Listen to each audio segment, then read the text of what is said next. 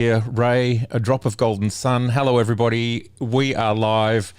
How are you today? It is so good to see you. And of course, as always, I do hope you are super well. And today we have a special guest star appearance, Mr. Joseph Shebeki. How are you, Joe, today? And you, Joe, are in sunny Melbourne. You and I, we're both Melbourne. Yes, and because we always seem to talk about the weather when we get onto these things, what's the weather like in Melbourne today? I just had to turn the live stream down. It's freezing, isn't it, Joe? It is. It's 12 degrees, burning hot, but at least it's not 12 degrees Fahrenheit. So just checking that everything's working here. Okay, absolutely. Now I'd like to welcome everybody in the chat. So far, I can see Cars and Cubes, Craig C, Roy Bixby, and Jay Blue. Welcome. Lovely to see you here today on this beautiful Friday morning or Thursday night or Thursday lunchtime, depending on where you are in the world. And there are our big happy faces coming through live. Thank you, everybody, for being here. We've also got Deborah. Deborah, where are you in the world? I think you're in the States somewhere. Is that correct? Anyway, this week, Bobby couldn't make it. Bobby had some engagements he had to get to, so we will say thanks, Bobby. We're missing you already, but Joe, you're an amazing other Bobby. Now, for those that don't... I will say that Bobby's actually an amazing other Joe, but we'll move on from that. No, that's good. That's good. Also, we've been having a little bit of mic level troubles. Can you let us know in the chat whether I'm louder? And if I'm louder, I'll just turn myself down. I do tend to have a booming voice, but please do let us know about those levels. We've also got Costas. J-Rod is in the house. We've got Tuckrography. That's a good one. I like that. Donovan Chin and John C. Welcome all from Indy. That I presume that's Indiana. And yes, thank you so much for having you all here. It's absolutely fantastic. Now, for those that may or may not know Joe has been behind the scenes on some of my videos over the last 3 or 4 years. You also would have seen him on the odd live stream, because Joe and I, we only do odd live streams, of course. There you go. There's a bit of a Monty Python style joke. Nice work, Matt. And anyway, Joe is an immense brain. He's an engineer. He's a photographer. He's a filmmaker. He loves robots. Now, Joe, tell us about what's been happening this week with your robots, just before we get into the meaty stuff. Well, as I said before we started the stream, I unfortunately had to sell. I've closed my manufacturing business down, and I've sold 6 of my robots off. They're massive, large robots. And let me see if I can get a picture of one up while you talk about it. Okay, it made me a little bit sad. What are the model numbers, Joe? What are the model numbers of the robots? Just so people know what you're talking about. Look for an IRB 6600. It's an ABB An IRB 6600. And I promise everyone we won't talk about this for long, but this is so you know what other things Joe does. Oh my God, these things are insane. Let me just you keep talking, Joe. Yeah, so my background is in manufacturing and in fine arts production for museums and galleries. So I sold 6 of my really big robots off, and because it made me a bit sad, and I decided that retail therapy, best way to cheer yourself up. So I went out and I bought another robot. So that's how I've handled the loss of selling off 6 big robots. Now, Joe, we've got the robots up on the screen here, lots of them. How tall are those if they're full stretch? Is that like 9 feet, 3 meters, something like that? Yeah, well, the robots have. With a robot, I can machine a piece that's about 7 meters long, because you can reach from one side and reach across the other and machine everything in between. So they weigh close to 3 ton, and wow. They're big toys. So they move incredibly quick. They're a hazard in a workshop if the workshop's not set up safe. And actually, Matt, you should know, because you came in and helped me out with a project. I had a project that I was falling behind on. I couldn't get enough hands on deck, and Matt came into the workshop and operated one of the robots for me, which was just fantastic. So it was a lot of fun, but you do have to stand back. So there you go. That's Joe, and he loves cameras. He's, of course, his webcam today is a Z9 because that's what you do when you're when you're streaming. You stream on your Z9. I'm surprised you don't have your planner or your 50mm 1.2, but it, you know, I've got the 50mm. The 50mm 1.2 is on there at the moment. So that's why you look so amazing. I need all the help I can get. So, all right. All right, well, let's get into the meaty stuff. I wanted to talk about what I've been doing this week, which is camera related, and I've been using this thing, Joe. Now, I don't know if anybody can see what that is, but that is a bracket that has 3 camera mounts on it. Now, why would I be doing that? Now, I'm going to show a little sneaky teaser from an upcoming video.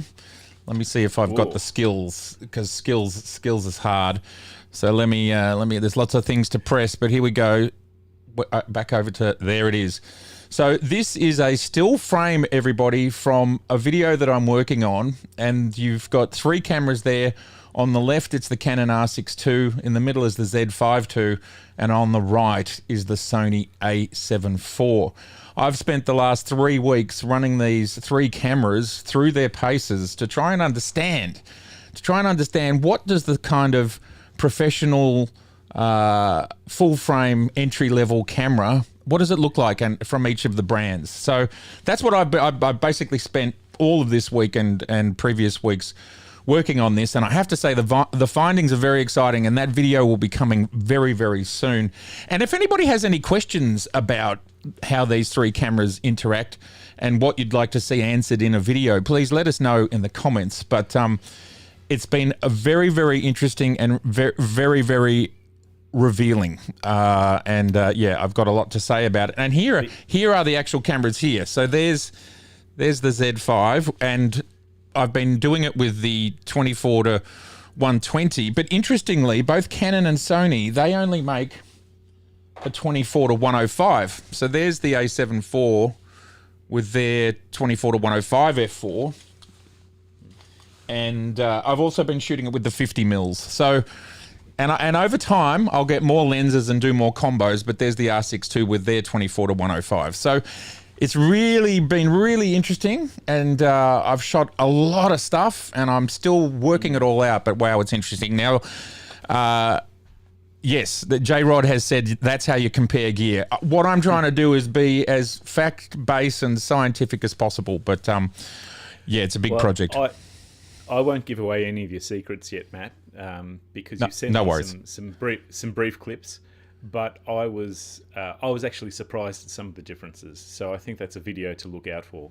So yeah, it's very exciting. So that's my week, and later in this stream, I actually have this here. That is my my little plaque, which we will open it for the first time on this live stream. So I'm excited to do that. Now, let's get into the first bit of news, which is that, lo and behold, almost a year since the Z6II and the Z7II had a firmware update. They've got a new firmware update, Joe. Can you believe that? Who out there owns a Z6II or a Z7II? Well, the thing is, Matt, is that you told me that there's these firmware updates that have come out.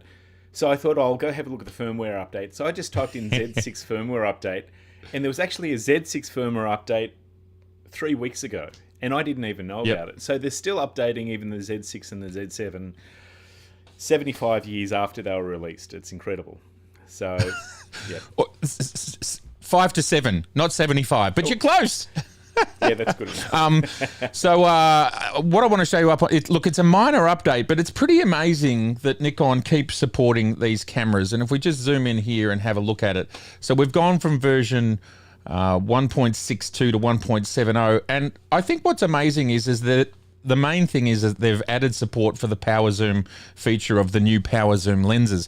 So that's obviously the APS-C power zoom, but it's also the brand new super high-end power zoom, and to be able to run that on your Z7 II, your Z6 Z6II, which I think they're 5 years old now.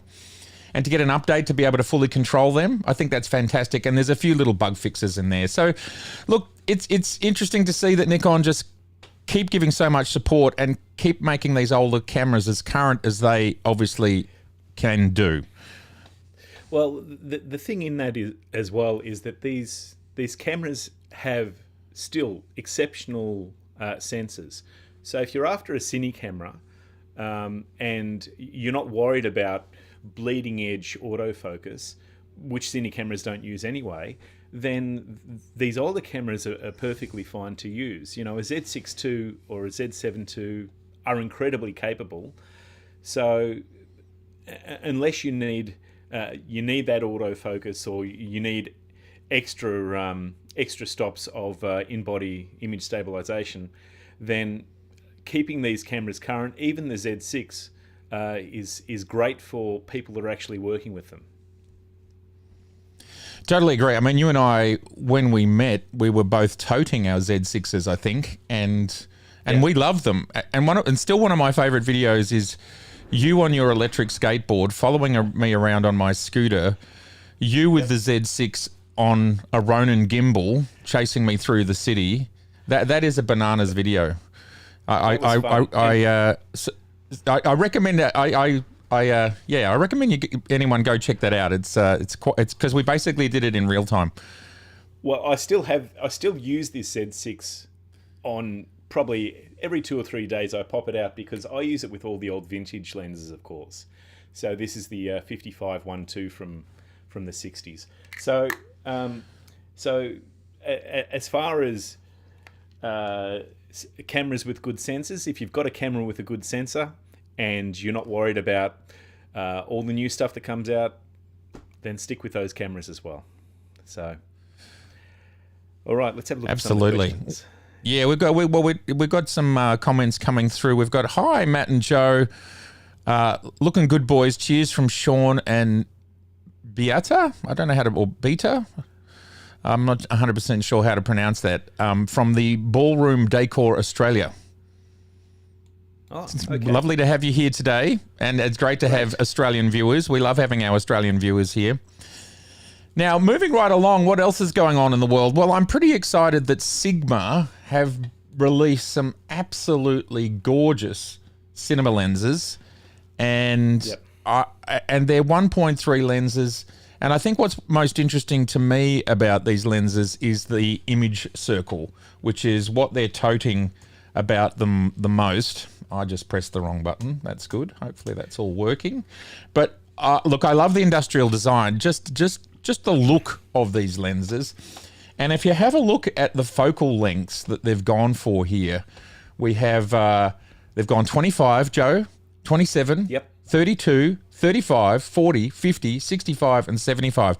They're giving you a lens for every moment in life. And they're all, I believe they're all 1.3 lenses.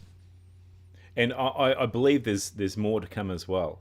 But what I like about how they've done this, and this happens more in cine lenses, is that they're all about the same dimension, all about the same weight.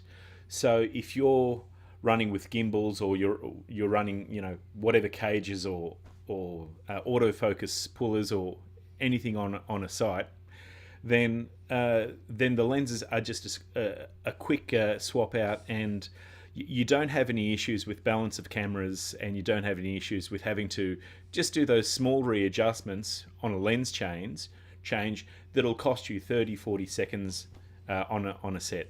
So very clever of them. Now, J-Rod, you've said they're expensive. Can you let us know? I didn't actually look at the prices. Can you let us know what the prices are? About $8,500 US for the set. Oh, for the set? Okay. I think that's how I read it. I might be wrong. Well, that's. I mean, for what was that? 7 or 8 lenses. I can't. I mean, yeah. Look, they're manual primes that are $1,000 US each. They're probably extraordinarily high quality. And this is the interesting thing to me here. It's this very large image circle of 46.3 millimeters. What that means is this is sort of in the Plena territory, where corner to corner sharpness, bokeh balls look amazing, and you're going to have sharpness to the corners because they're making the image circle so large. So, look, this is really beautiful, and they're coming for PL mount, which is your classic Cine mount, but it's also coming for Sony E mount, which of course means that any Nikon user, any Z user can use these as well. No problem with your, and I have one of these on my desk here. What did I do with it? But anyway, an E to Z adapter. Costas has just said they're 8,000 each. So I Each? stand corrected. Okay. And that is, Wow. that is really, that's a big step up. So that's a lot of dollars, particularly if you're in an Australian market or in a market other than the US, where the dollars just skyrocket. So they are a professional. I think they're a professional lens, not for the hobbyist. Yes, Deborah is also concurring that she thinks that they are 8,300 US a piece. Yes, they are expensive lenses. That is correct, but that interestingly, that is in the same realm as the Cooke lenses, which are high-end lenses. And yes, they're saying here, Costas is saying it's $100,003 for the set. Okay, well, it's either that or a new house or a new car. Yes. Thank you very much, John, for the super chat. Super appreciate it. And John is also saying that he's in Hong Kong and just bought the No Nikkor 35 1.4 for $325 made by Astrolab. That would be the same as the 50mm 1.2. John, what do you think? Have you had a chance to throw it on the front of something yet, and how is it going? And everybody, don't forget your QQQs. We're happy to talk about anything. Talk about anything that you want to talk about, like going on in your world as well. And but yeah, look, these are amazing optics, and from a Nikon perspective, I suppose we're thinking that we're going to get Cine lenses from Nikon. And what I love about this space is exactly what we've found out about these Sigma lenses, that they are, this is normal to have an $8,000 lens. And imagine Nikon getting into this space, because they're so good at making lenses that I reckon it's probably a high margin environment. And, who's not going to be happy about that, making high margins on their Cine lenses? Also, with John, with that the No Nikkor lens that he bought, what camera is he putting that on? Because I presume you're probably putting it on a ZF at a guess. Anyway, he might be. John's got a lot of different cameras from a lot of different systems, but is it the Z version, John? He's saying it's not bad. The 50mm 1.2 was too heavy. Fair enough. It is a chunky lens. Yep. I like its chunk factor. Any thoughts on the new Insta360 x5? Thank you, Cars and Cubes, for asking. Sadly, I have not spent any time with that camera. I know Bobby has, so that's a good question to ask Bobby next time he's back, maybe next week. But look, 360 camera is great. Cars and Cubes, what is your use for the, what are you going to do? Is this for track day? Because track day, it'll be amazing for track day. A super chat from J Blue. Thank you. That's very kind of you, J Blue. Very, very kind. And also John has said it's the ZF, Joe. So you were correct. The lens is on the ZF. So well done. Yeah, 2025 is the year of Cine gear, J Blue says. And yeah, it absolutely is. Interesting you should say that. I'm getting two beautiful Cine lenses, which, what's so cool about them, among the fact that they look beautiful, they're grey with orange writing on them, but they are multi-mount. So they send you for E, L, Z, and RF, and you can mount to any of those cameras. So as part of the videos that I'm working on for these three cameras, I'm going to be able to put literally the same piece of glass on all three cameras, and I think that will be an absolutely great potential equalizer. So great point, J Blue. Arvin Outlaw is asking, when will the Viltrox Lab 35 1.2 be released for the Z mount? I'm glad you asked, because I actually wrote them an email about 2.5 weeks ago asking that exact same question, and they said, we'll let you know. No plans yet. So not sure when that's coming. They might have been playing their cards close to their chest, or it might be that they haven't quite decided the date yet. But You know, I think it will come. I think it will come, considering what a success the 135 1/8's been. James is asking about rumours for the Z9 II.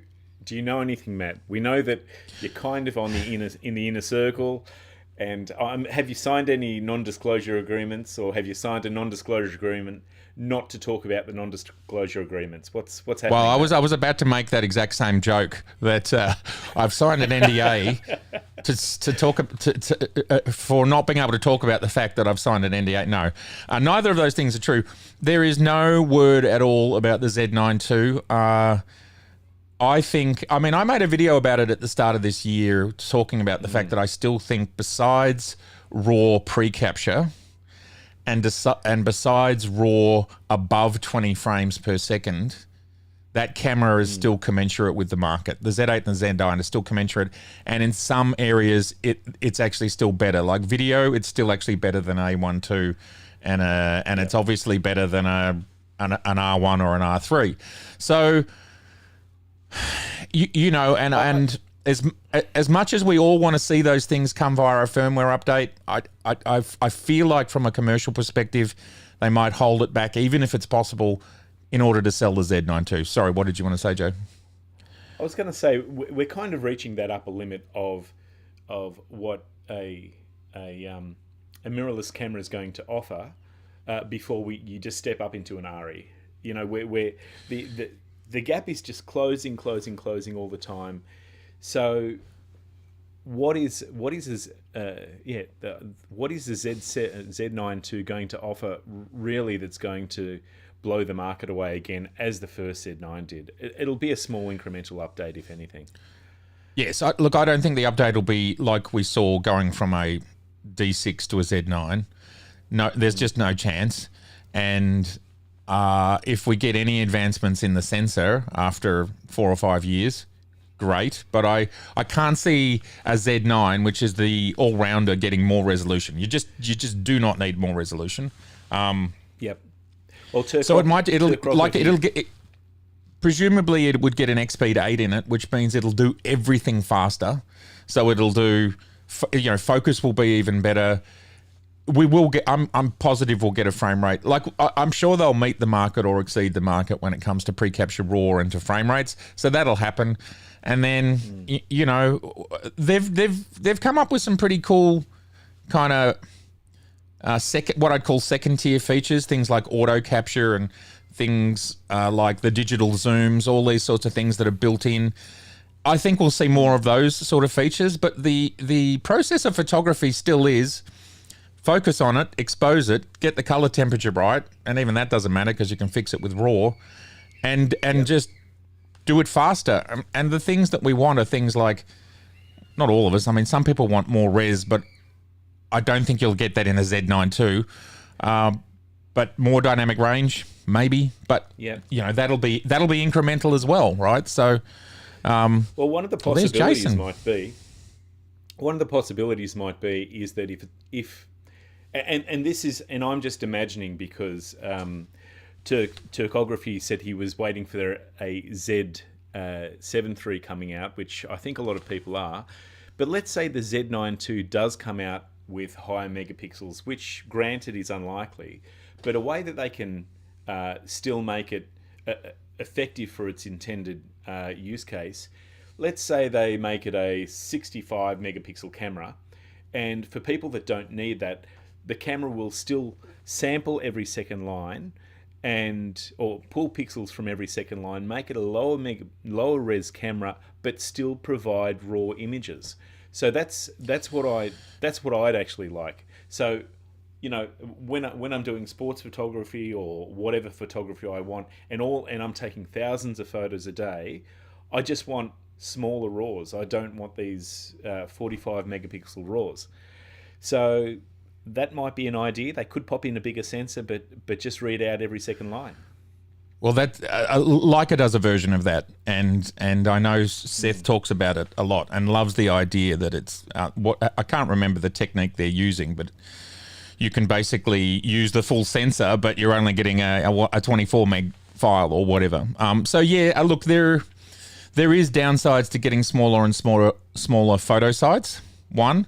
Yeah. And the more photo sites you add, the more data has got to be pushed through. So you slow the sensor down, or you have to speed the sensor up, which uses more energy and creates more heat. So, you know, but an X-Speed 8 could be on an even smaller die, because we know that we know from Apple, they keep telling us, you know, our dies are getting smaller. We're using smaller nanometers, which means less power, less heat, more clock cycles.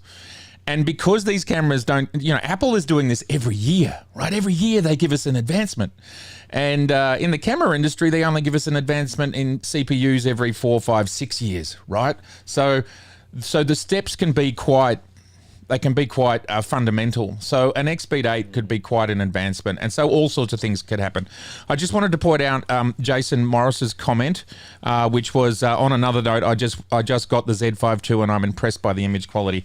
Absolutely, Jason. It's hard to believe, and I don't know if you saw the start of this stream, but I'm doing a comparison between the R6II, the A7 IV, and the Z5II, because these cameras are actually all so close to each other spec-wise, and it's really interesting what Nikon have brought to the table for an entry-level full-frame camera. So I'm really looking forward to releasing that video, which I'm deep into editing at this point and is not very far off. But yes, the Z5II as an entry-level, full-frame, professional-level camera is a killer. It's an absolute killer. Don't forget to write your QQQs if you have any. Now, Rakesh has made a comment about the Z9 II potentiality, which is pre-capture in RAW, 30 frames per second RAW, 2 USB-C, new processor, better video spec with more integration with Red Cinema color profiles, more customization. Rakesh, I think all of that is reasonable, and I think all of that would happen. And the only thing that might not is the 2 USB-Cs. But if we look at the Z8, that is what they did with the Z8. So I think there's a 50-50 chance on that. Otherwise, I would personally, and I don't know anything, I would personally expect everything that you've just said there to happen. So he's also said autofocus improvements. From my perspective, that goes without saying. The more processing power you have to view the scene, and this is one of the things. I'll let you peek behind the curtain of this video I'm working on between the Canon and the Sony and the Nikon. Is interestingly, I am seeing differences in their autofocus abilities, and you will be surprised with the outcomes. You will be surprised. It's not what the world keeps telling us. And I am setting up shots on that rig that you saw, this rig right here, with the cameras with identical settings, looking at the identical subject, and wow, the results are not what you think. Anyway, We'll keep moving. What other comments have we got there? We've got James. I have a Z6 and Z8 and Z9 and global shutter I don't really need, and it's good to hear that it's probably be small, so now I can purchase the P to Z28 one. Yes. Yeah. It's a great lens. Can I tell you, James? I love that lens. I don't know if Jason. I think Jason might have made a video about that lens. If you did, Jason, let us know your thoughts in the comments. It's a great lens. It's optically fantastic, and it absolutely does what it says on the box. And if you're in that video space and you're using it, the beauty of it, if you're using a Z8 and Z9, right, and you want to deliver 4K, not only do you get your 28 to 135, but then you can hit that 2.3 times crop, Joe. And so then that 135 gets you out to 300 mil in 4K. Seamlessly. Right? Absolutely Seamlessly, because you have the optical zoom and then you have the digital zoom, and it just happens, and it's amazing for a package that size. Now, it's a video lens, so this is for video users, and this works Z8, Z9, and it works on the Z6 III, but you only get a 1.4 times. You don't get the 2.3 times because it doesn't have the res, but that still gets you, I think, what is it, 1.4, 135, 130... What's that? 13, 15, 60. Get you close to 200 mils. So, yeah. Great lens. Absolutely love it. I'd thoroughly recommend purchasing it if you're doing anything video. Yes, particularly if you're doing journalism work, or even if you're doing wedding videos. Doco. Doco. You've got a single lens that you can do everything. You know, you Yep. can you can get your wide shots to set up the scene. You can 200 mil is plenty of length in probably 90% of cases, unless you're out taking taking photos of birds or other wildlife. So, yeah. Now we've got a Absolutely agree with QQQ from J Blue. Nikon Rumors has posted that a Chinese source has noted that Nikon will release a mysterious third model this year in addition to a Z9II and ZR. Your thoughts? Like, I don't know anything about a Z9II or a ZR. I don't know what the ZR is. And a third camera. So what cameras have we had this year? We've had the Z5II. Is that it? And then the Z52 was at the end of last year. So the idea of getting 4 cameras in 1 year from Nikon, I'm not sure. I don't think that's happened in the mirrorless era. So look, I don't think we will see 3 more cameras in the next 6 months. I just don't think that's possible. I think if they stick to what we've seen for the last couple of years, it's about 2 cameras, maybe 3. Of course, there's the rumors, like lots of rumors around the Cine camera, which is the Cine camera the ZR? Is that what that one is? I lose track. I make so many videos and create so much content. I lose track. Joe, have you kept track of the rumors?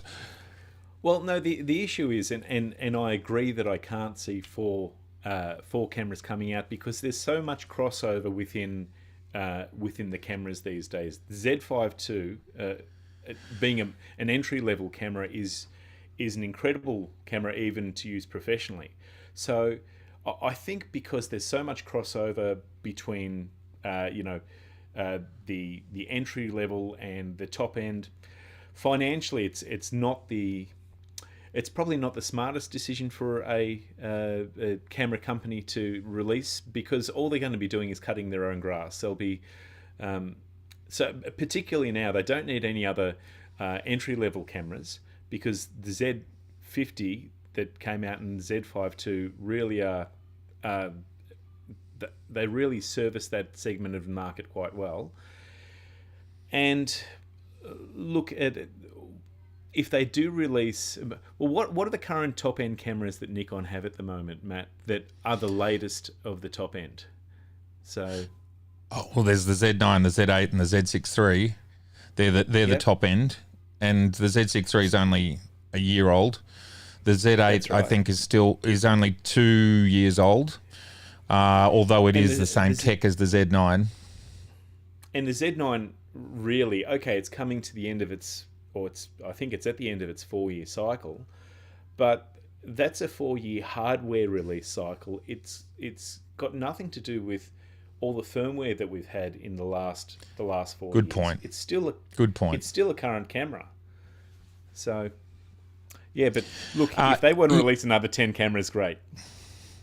Yeah, and look, you make a really good point about firmware, Joe, is that Nikon can go either way. They can say, well, we've done the R&D on this camera. It's still highly regarded, and we can release another firmware update to make it, seem yet again like it's a Z9. We're up to our Z9 V because we've had so many major updates. They could do that, yeah.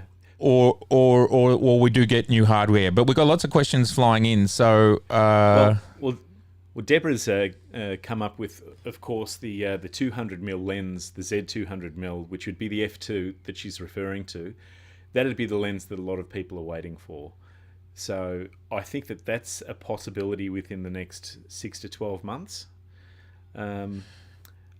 Yeah, I mean, again, I've heard nothing about that, but it's certainly possible for the fact that people would love to have it. Deborah also is I wonder if a fisheye is a priority for Nikon. I think, I mean, do you mean like an actual fisheye, or do you mean ultra wide? Like Laowa has made a beautiful 10mm that's basically what they call 0D, no distortion. And I'm about to see a 12mm from the same range, which is even smaller and lighter and got autofocus.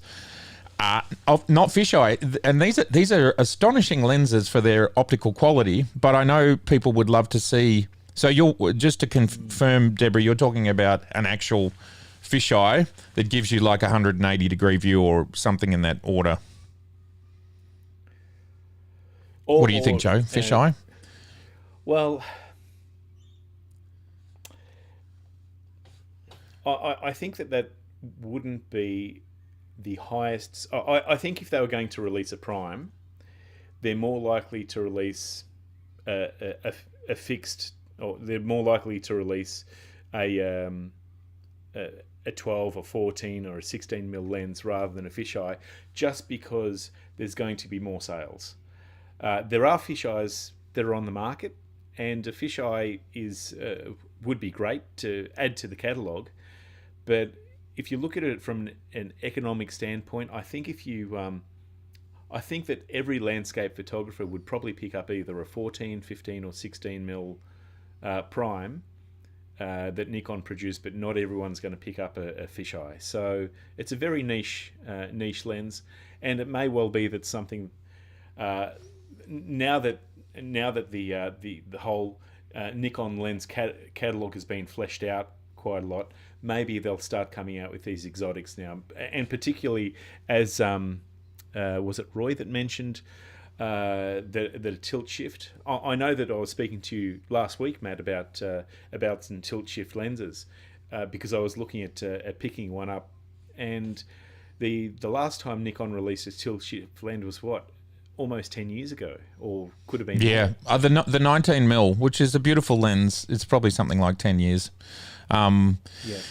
Yeah, look, no, there's still lots of lens. Definitely wide. Like, we've got nothing officially S-class wider than the 20 that's a prime, I think. I think that's it. So it's certainly one area that they need to just jump into. But damn it, there are a lot of good quality options from Viltrox, Lauer.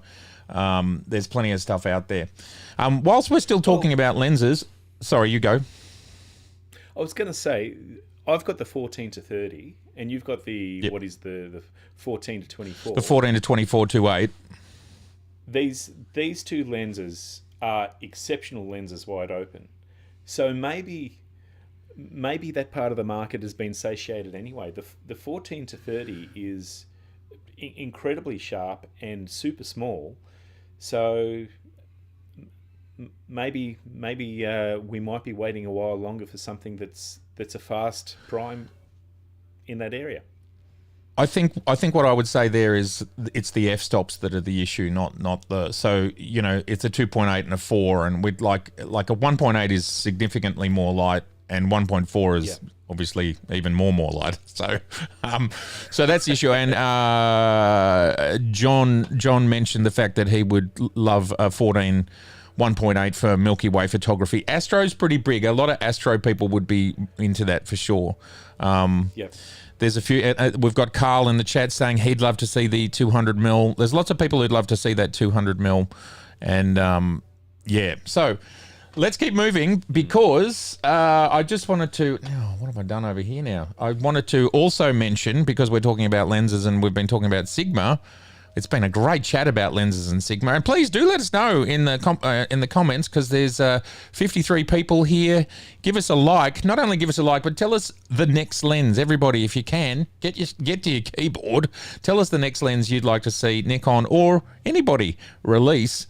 But what I wanted to show you is also coming from these Cine lenses from Sigma is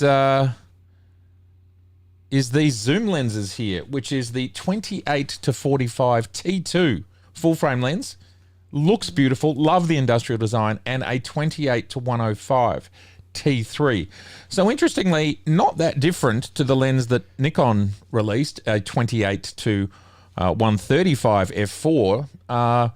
It would be very interesting to put those two lenses side by side, because I suspect, considering those prime lenses are $8,000, these zoom lenses are probably, well, they're probably at least $8,000. I haven't looked at the price. If anybody knows, please let us know in the chat. These are not coming, I can see here, until November 2025 for the 28 to 45 and spring of 2026. Now, that's spring in the Northern Hemisphere, which is autumn for us, which means it's a year away. But anyway, it's very exciting. And it says here it'll be coming for L mount and E mount, those lenses. That's exciting for Elmo. And for people with a Z adapter. Yes, absolutely. I mean, it's great for Sony, great for Lumix, great for Nikon Z. Absolutely fantastic for Nikon Z. Don't forget to throw your QQQs in the chat. Well, Carl Camilo, one of the. Oops, sorry. Yes, go on. Carl has mentioned that one of the lenses that he'd like to see would be a macro, a 200mm macro. Which what would be nice is if that 200mm macro was a fast 200mm macro. Let's say it was an f2. It would capture both ends of the market, because those macro lenses are still great portrait lenses. I use the 105. The Z macro lens, I used that for a portrait lens for a little while, so they could kill two birds with the one stone there. Absolutely. Arvin would like to see a Nikon 105 1.4S. That is my prediction for the next high end lens. I'd be look, maybe it can be a 1.2, but maybe not, and it would be crazy expensive probably. All right, let's move on to our next topic, which I think is a fun one. Now, everybody would know the company Lenovo, wouldn't they, Joe? We all know Lenovo, and I've lost my page. Oh, there it is. I found my page. So Lenovo have decided, everybody, to complicate the universe even more and release a camera. And this is it here. You'll be seeing it on your screen now. It's called the C55. And I just think it's kind of interesting to see yet another company come into the market to make cameras. Now, this is the craziest part, $70. But another crazy part is it's currently only coming out in the USA. Would anybody buy this camera? I don't even know if I know what size the sensor is. There's not a great deal of information about it. But it's designed for vloggers. Joe, are you going to be rushing out to get yourself a C55? Oh, here we go. It's got a 64 megapixel Sony CMOS sensor that is 1/3 of an inch. That's a lot of pixels in a very small space, Joe. Come on. How is that going to work? It is, but not just. And can you still hear my audio? Just checking. I had. Well, you are there, great. And you're sounding so amazing. Okay. Just put on your DJ voice, Joe, and everybody's going to love it. Okay. All right. Yep. So what I like about this camera is that there are two options. There's the 64 gig internal storage and the 128 gig internal storage. How much does a 128 gig compact flash CF Express card cost? So $70, you get 128 gig internal storage. Okay, the sensor's not great, but it's getting people into photography for around $70. That's incredible. So it's the camera shoots 4K. It also it's only got a digital zoom, of course. It's an 18 times zoom, but I think it's a fun little thing. If it has all the ability that a mirrorless camera has with regard to changing your aperture, changing your shutter speed, and all. Joe, we've lost your sound. Oh, we've lost your sound, Joe. I think you must have knocked your cable or something. It sounded like a knocked cable. Whilst Joe works on that, we'll just talk about some of the comments here. So there's no pricing available yet on the zoom lenses from Sigma. Thank you for saying that, Jay. And Joe, I can hear something. Just speak. Can you hear me? Yes, you're back. Hello. Well done. Oh, thank you. You're back. Thank goodness. I was just. No, you're gone again. You're gone again. Oh no. You're gone again. Are you holding the plug in to the side of the mic? No, it's just here. Oh, there, it's back now. Oh, there's something's dodgy there. There's no question something's dodgy there. See if you can work on that. Now, Jay Blue says, oh, no, there was another one up here. Roger said, and welcome, Roger. He would love to see a 24 to 120 2.8 or even a 2.0 to 2.8 variable aperture. It's interesting that you say that because, of course, we have from Tamron the 35 to 150 f2 to 2.8. I heard a noise there, Joe, so it sounds like you're back. Just scratch your microphone gently so I can hear you. So I know you're there. Yes, you're there. You're How's there. that? I can hear you. Oh, Yep. I'm back. And that's a very good lens, but obviously maybe it's oh, you guys can hear him. That's weird. They're saying that they can hear you, but The problem was you, Matt. It wasn't me. yeah, it usually is. Let's face it. With the world in general, Matt, everything that goes Matt, on, it's me. It's not me. That's so strange. Okay. Yep. I can't hear you again, so I'll just have to. But you playing with your microphone fixes it. How weird is that? But everyone else can hear you. So it'll be really interesting for us to have a conversation when we can't hear each other. I don't know how we'll work that. You what? I need subtitles. Okay. Are we good at the moment? What I'm going to do, I don't know. Yeah, look, it might be the internet that's stopping the sound coming through to me or something. But we'll just see how we go. Otherwise, I might ring you and we might do it that way. But thank you, everybody, for letting us know that you can hear Joe, but I can't hear Joe. That's good to know because I can ring him and hear him that way. Yes. Greg is asking, I wonder how Lenovo will get their target audience to look at them. Yeah, look, it's a great question. At the moment, they're saying it's just in China. So whether they bring this product to the rest of the world, which, as Joe mentioned before we started, that they've got distribution with their monitors and laptops globally, so there would be absolutely no problem for them to get it out there. So, yeah. I reckon it'd be fun to see, and you could just stick it in your pocket for whenever, and obviously it doesn't have to be the same cost as a Fuji or a Sigma or whatever will cost you thousands of dollars, right? I actually think they're going to have more access to the market than Nikon and Canon straight off the bat because they're already in all the electrical big box stores anyway. So yes, good call.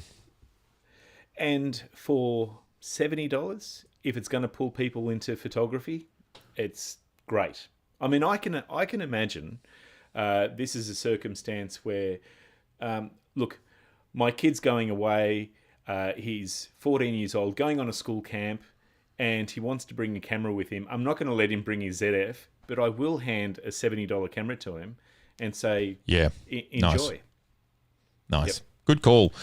All right, let's move on from the Lenovo. Now, next I want to talk about Capture One because I don't often talk about editing software, but in this particular case, Capture One, my lordy pants on fire, they have released a feature which, if you do a lot of portraiture, which I do a lot of portraiture in my work, and you want to very quickly make people's faces just look a little bit fresher, I just want to show you how easy it is. So we're going to jump to the screen here, and I'm just going to get rid of that one moment. So what we have here is some images from my 3-camera comparison. What you're looking at is the Canon on the top, the Z5 in the middle, and the Sony at the bottom. And what I was trying to do, because I don't have 3 hands, it's quite hard to get 3 cameras to take photographs at exactly the same moment. That's why there's a lot of video in this comparison. But you can see this is almost the same moment within a few moments. It doesn't matter really which image we edit. And this is Lucia, who was working with me this week. And you can just see these sliders, excuse me, up on the left. And to get to soften, so it finds the face. And I know there's other software that does this sort of thing, but this is doing it within Capture One. That's what makes it so good. And you just come in here and you can just copy and paste these settings. Now, I don't know whether this will read on a live stream. It might not, but the results are so easy. And I don't know, if you look at that middle image, and you can probably now see the difference between the top one and the bottom one and the middle one. Absolutely superb results. And it will do it with multiple faces. I had a group shot which had something like 10 faces in it. It finds all the faces, and then you can choose to do all of them with the same global settings, or you can choose to just do 1, 2, 3, whatever you want. this is a big update to Capture One. I think it's really cool, really fast, really easy to use, and I think they've done a really good job, because to me, that's an outstanding job. Anyway, there's a little bit of a sneak peek of the 3 cameras going on there. So anyway, that's Capture One. That's all I really wanted to talk about with Capture One. In regards to this component, Joe, did you want to launch us into the second part of the Capture One / Lightroom / Photo Lab extravaganza? Good. Let's do that. So what I'll do is while you start talking is I've opened Photoshop now. So in 20 seconds, you'll see on the live stream Photoshop, and we've got 3 images here. On the left, we've got Capture One. In the middle, we've got Lightroom. And on the right, we've got DxO Photo Lab. You will see that any second. I'm trying to fill for you. And I want you to talk us through your experience and why we're talking about this today. Okay, so I purchased the 100-400 Nikon lens. Z. And the Z. Very happy with it. Great lens. And at some stage, a number of months ago, I was having issues with it, saying, I'm missing focus. Everything's looking too soft. I was using Lightroom almost exclusively at that stage, and I do run Capture One as well, because I really like how Capture One catalogs the photos when I import them, particularly with sessions. I can have Capture One rename every image that comes in and give photos context as well.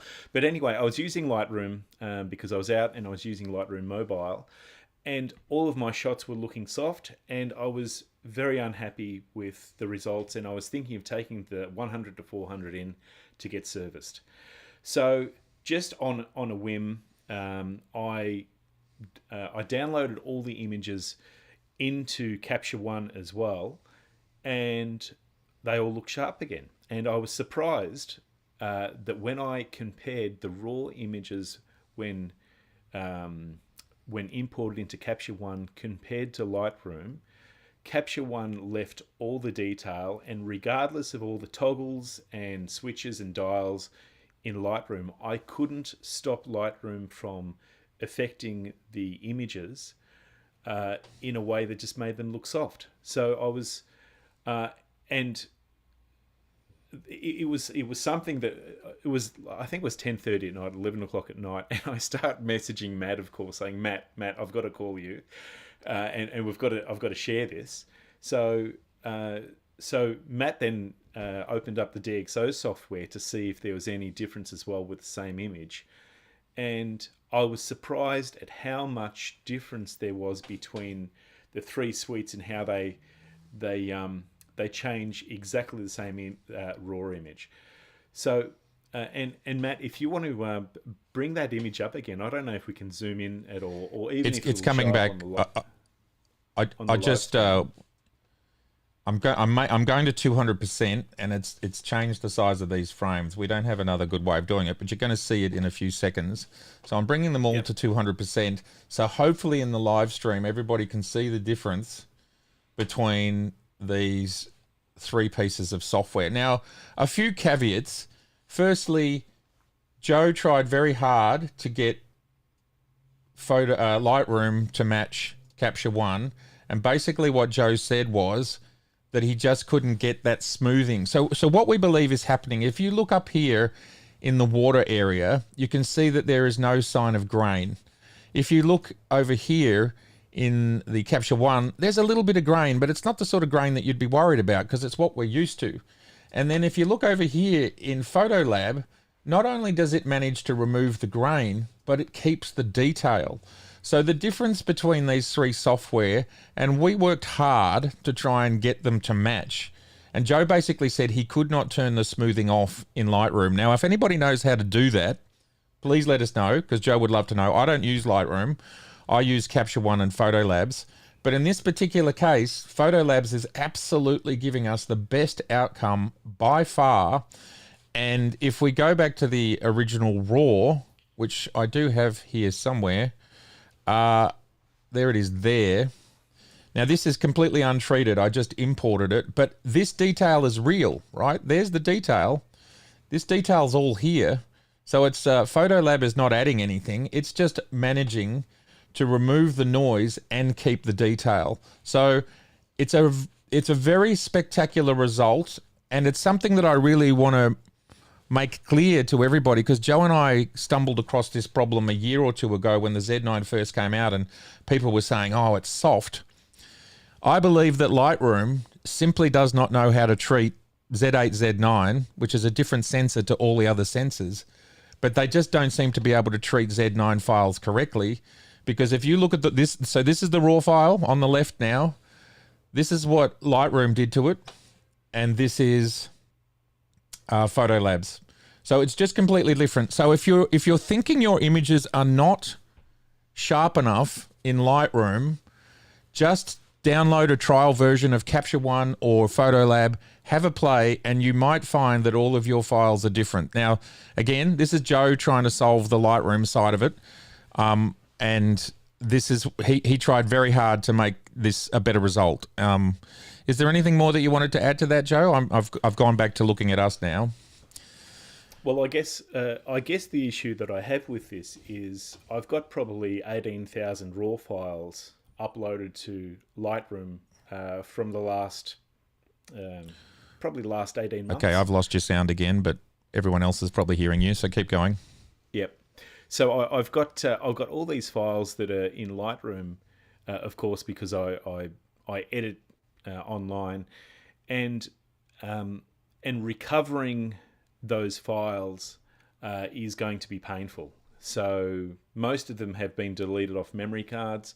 So look, I know that AI is doing great things with regard to improving image quality and making things seamless, but this is a circumstance where I want to see noise, I want to see grain, I want to see exactly what is coming off the sensor so I can make the decisions rather than the images be dumbed down for me. So I think in probably 70-80% of the cases wouldn't matter to people. But when you're doing very specific work and those that last 5 or 10% or 2% matters to you, then you want to have complete control. So yeah, that's all I can say. Yeah, so we've got some reactions here. There's others in the chat, and thank you so much, who are aware of this problem and work around it in their own way. So it's good to know that some people know, but my concern is there be a lot of people that don't know and don't and they think they're Z8, they're Z9, and I'm not sure if it's Z6III or any other cameras. They would actually think that the result that we're seeing here in the middle, just to circle back to what we have here, the result they're seeing in the middle that's what a Z8 or Z9 is capable of. And here is exactly the same image treated with 3 different softwares. Well, the left one is the raw one still, the middle one's Lightroom, the right one is Photolabs. And you can see an absolutely profound difference. And we know that when we're talking portraiture or birding or wildlife, that the plume and the quality of the textures is critical for that style of photography. So I would stress that anybody out there who has wildlife friends who maybe are shooting with either of those cameras and using Lightroom, just make them aware. Just make them aware of our discovery, and it's and it's not going to just be in birding. I mean, it's going to be in everything. I mean, what's our ISO again? And I just want to show everybody, just so they know, that we'll pull up the metadata. So I want everybody to know that this is really what we're looking at. So that's Lightroom. If you can even make out that tiny text, that's the middle one. Close that down. This is probably, we'll say, nothing, because that's the raw file. And then over here, we open this one, and you can see it's Photolabs. So genuine differences. Anyway, we won't go on unless you have anything else to say further, but I just want everybody to know. I just want everybody to know that this is an issue, and their camera is probably sharper than they know.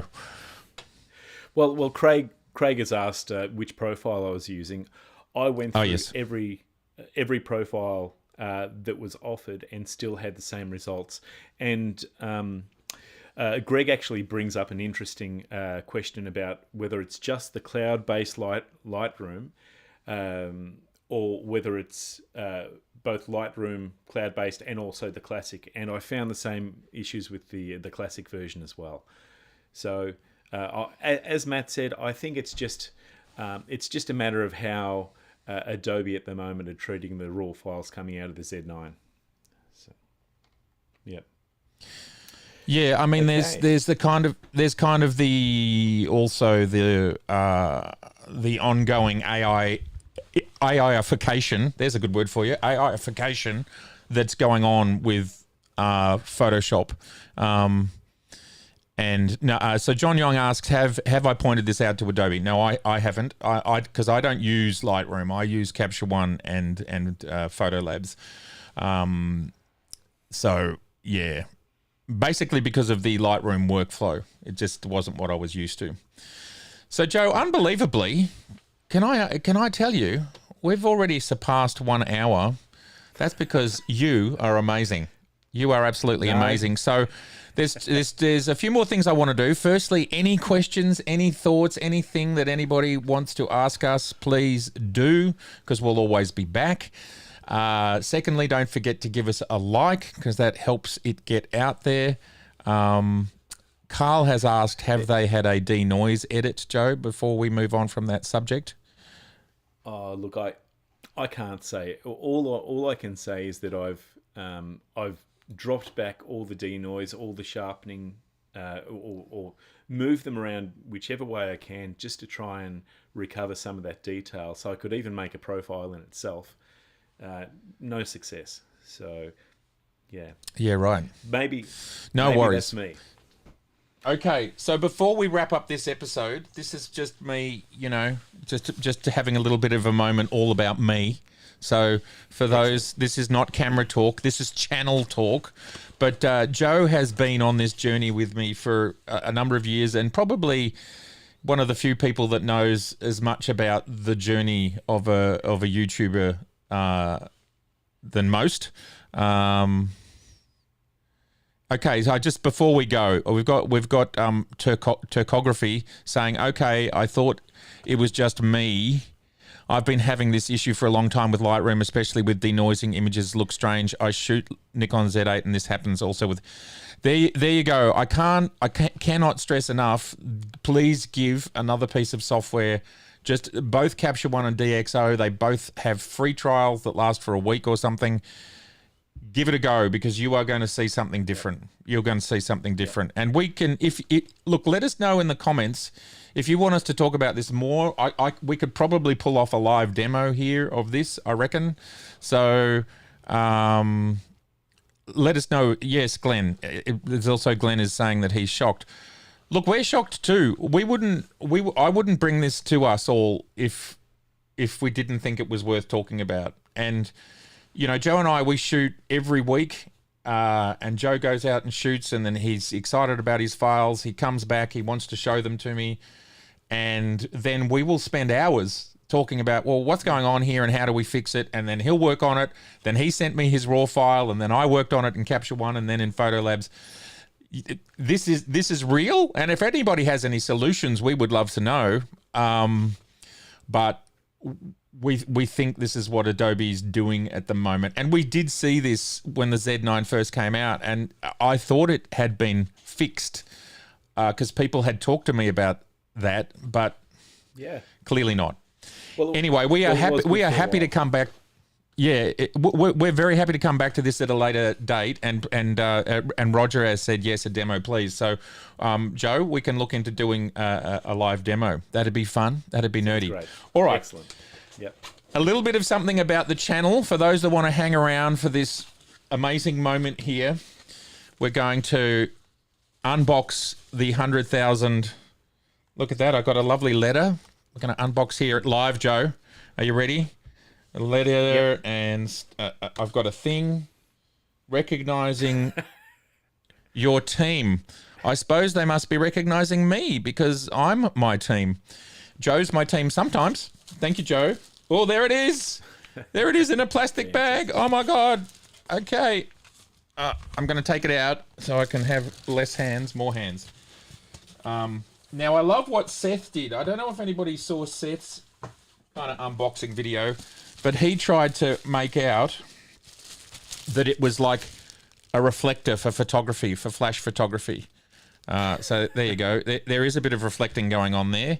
That's cool. But let's take it out of this plastic bag. Oh, there it is. There it is. Brilliant. And it's even got my name on it, which is a bonus. I didn't steal it from somebody else. That's pretty good, isn't it? There's my name and 100,000. So, Joe, we've had some adventures, haven't we? It's been so much fun to be on the journey with you, Matt. It really has. So, we've been in a lot of hairy situations together. We've been we've had I've had a great deal of fun seeing you not just grow as a content creator, but as a person as well.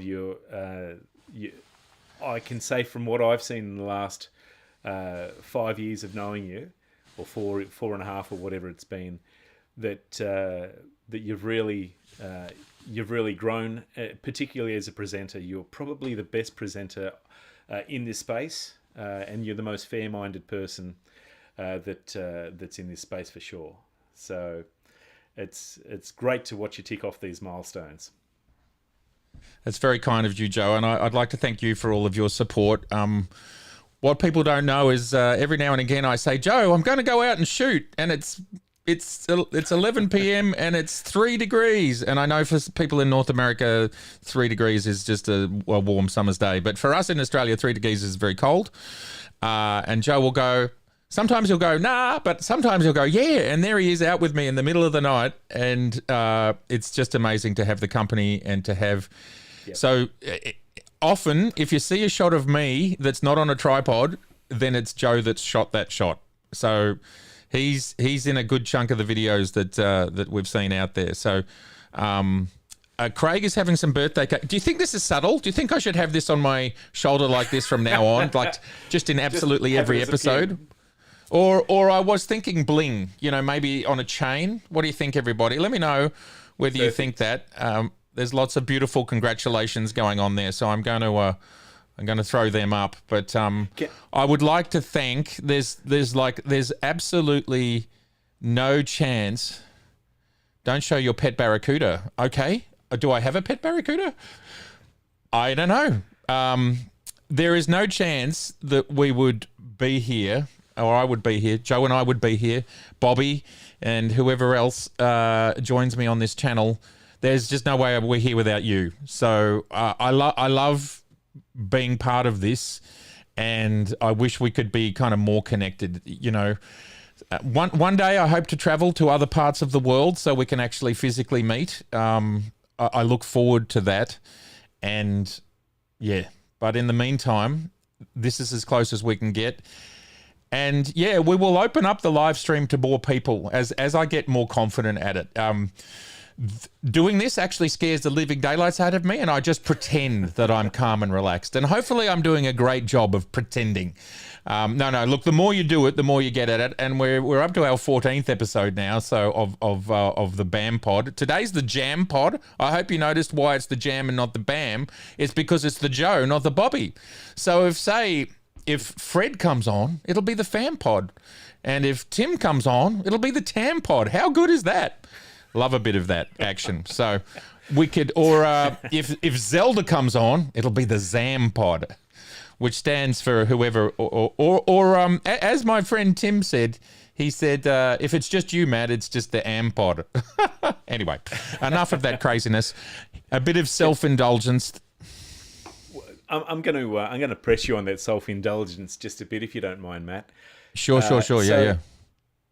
So, are there any particular videos early on in your piece that you made that really cemented your motivation to continue with this journey, and where were the milestones that grew this a bit? That's a really hard question. I don't know, because you putting out anywhere between 1 to 2 and 3 to 4 videos a week, just depending on personal life and whether it's school holidays and you've gone away with the kids, so it's really hard to make content, or you know, we get sick, of course, and whatever else. So I think the most exciting part of all of this for me has been that I like to create cinematic videos for everybody. So I'm reviewing a new lens, and I get out there and I shoot what I shoot, and then I find the music that I think goes with it, and I make something that I think is beautiful, and then to have this amazing audience that is with me on that journey, and what I'm creating. Like, as a creative person, to have your creations resonate with others is the truest joy, in all honesty. So to be able to go out there and make these whimsical videos sometimes, you know, where I'll have my little intros that go for 10 seconds or 2 minutes or whatever, and I've still got an audience, and people love it, and not everybody, of course. I think that's the biggest thing for me, is just connecting with others, and the art connecting with others, and being able to mix the art with the technical. You know, you kind of make this intro it's like the start of a movie or whatever. Obviously, I'm doing this essentially on no budget, so it doesn't go to the heights that I often want it to. But then we'll just sit down at the desk and we'll talk about build quality and specs and all that sort of stuff. And then for me, just showing the images and saying, look, it doesn't really matter what I think. Here are images. I've done my, like, as a photographer, my job is to bring the best out of any situation. And when people say to me, you know, why aren't you more negative? Well, actually, I'm a professional photographer. My job is to bring the best, is to know how to work with the gear, massage the subject, find the best of the subject, find the best that the gear can do. That's the job. And so unless a lens fails, or a camera actually literally fails, then you get a result, and then people can decide from that point on whether that result is for them. And so I love doing that. And that's always my intention. I will just try and deliver the best I can in any given situation, and then it's up to you to assess. I will tender my opinion. But the beauty of this space is it's there. It's there as pictures, so people can make their own decisions as well. And I love that. Yeah. So I don't know if that answered your question, but I suppose there isn't. Look, I have my favorite videos. Like I have videos like the one I said on the skateboard, where we literally in real time, you chased me around for 25 minutes and I showed some of my favorite spots, and we did it in real time. Even so, our next adventure is to do that live. And I know Mr. Saeed out there is going to help us do that live. So mate, we need to sit down and get together and do that. So we will do a live, you know, walking around the city somehow. The 85 1.2 video, that's one of my favorites. But there's so many. I think I really love the Z6III video. But I've lost track, man. There's the 400 mil. But you know, there's in Sydney. I'm almost at 800 videos. So you.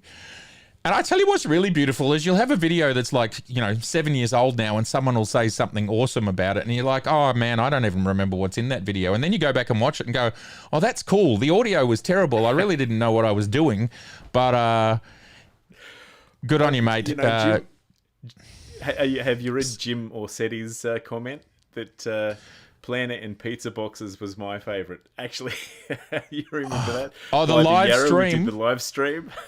Is that what you're talking about, Jim? When the guy brought, I tell you what, that was gold. And Joe and I really want to get back out to doing the outside broadcasts.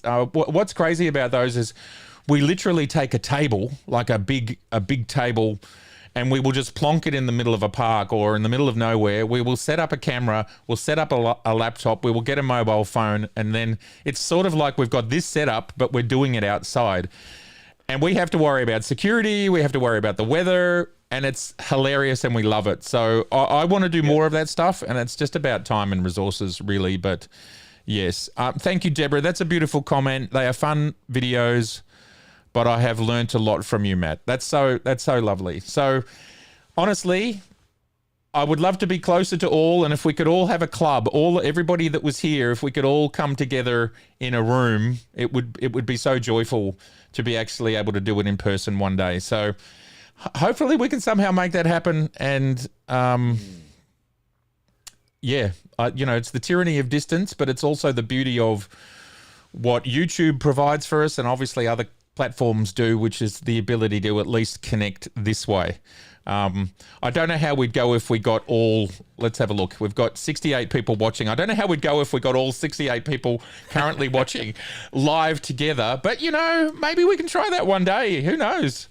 Well, look, Matt, on behalf of the 68 people and the 100,000 other subscribers, we've just got to say thank you for everything that you've contributed, because there are people that have taken up photography, probably thousands of people that have taken up photography just based on watching what you do. And that's an incredible contribution to people's well-being, their mental health, just making people feel great about themselves. And that's something that I've noticed you focus on a lot as well. You've even made some videos that were based around motivation and mental health.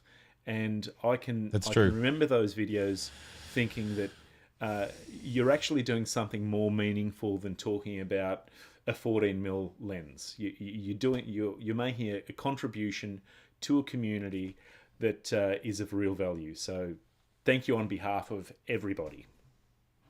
Well, thanks, Joe. And you've reminded me of one last story that I'll tell, which is I remember in the comments a few years ago, and this has probably happened a couple of times, but a guy basically saying he was very deep in depression and he came across my videos and they inspired him to go get a camera and take up photography, and it had basically pulled him out of the place that he was in.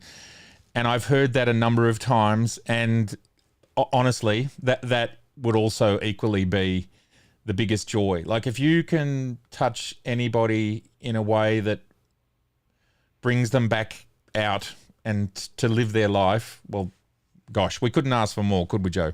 We could not ask for more. Absolutely. Yeah. All right, everybody. Well, it's humbling. I started this journey 8 years ago, and my goal was to get to 100,000. That was like, that'll never happen. Oh my God, it'll never happen. But here we are, and it's so exciting. And look, it's not about numbers, but numbers do. It's not about that, but I suppose they represent something to the powers that be and the movers and shakers. So it does have some influence, but I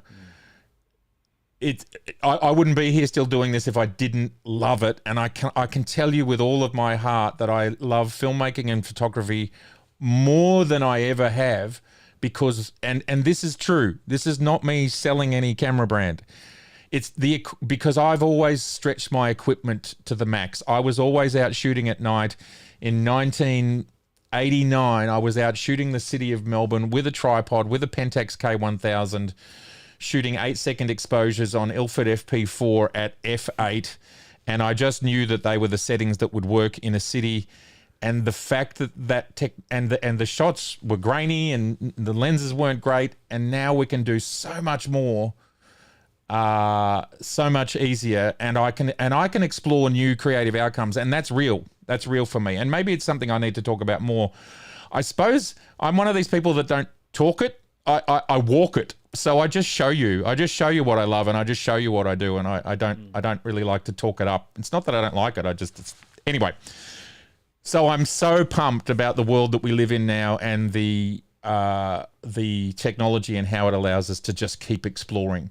Like the fact that, and I will stop now, but the fact that when I first found out that stills cameras were becoming video cameras, that was the massive moment. It's like, oh, I can stick 35mm lenses and shoot videos.